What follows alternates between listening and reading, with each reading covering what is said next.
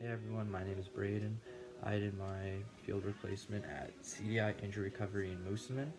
It's a privately owned athletic therapy clinic, and my supervisor, Coral, she's the owner of it. She's the head athletic therapist there.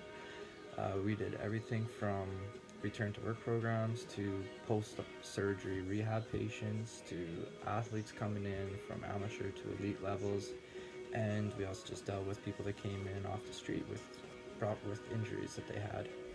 So my special project was with the Mooseman football teams. My supervisor Coral has been the head athletic therapist for the teams for almost 10 years now. Because of this, I was able to get experience of on-field injuries instead of just in a clinical setting like you were seeing right now in the videos. And it was with this that I figured out a good project for myself. There are 5 teams out of the schools in Mooseman: an under 10, under 12, a juniors, a girls team, and a mixed senior team. I was helping the senior team. With each team, there was at least 2 trainers or first aiders, and these were usually parents that volunteered. They had some kind of medical background or first aid experience. Because they were volunteers, they did not have much experience with common injuries in the football world, so we made this manual. Coral and myself decided that making this manual to showcase how to properly tape and wrap for these injuries would be a great project.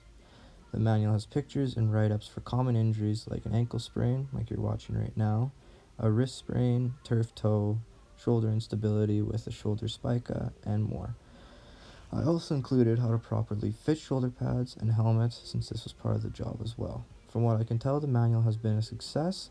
I saw that some of the trainers were using the paper copies that I had completed beforehand and brought to the first aid rooms during the season. What did not go according to my plan was the timeline of completion.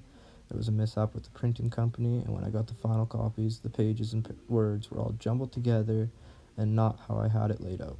Because of this, I was pushed back a week to have it completed, missing a good chunk of the season.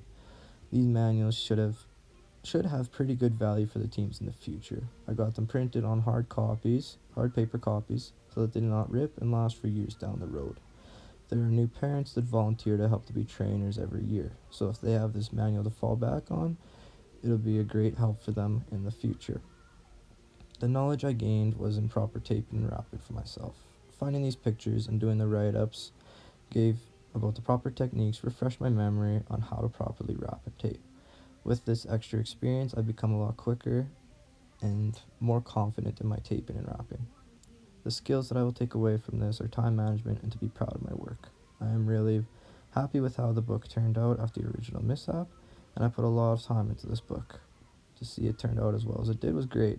I also learned that I should have given the printing company more time with the book in order to have it finished in the time for the end of the season. It wasn't the best season for the Mooseman Generals, but it was a great experience for me. Thank you everyone for watching.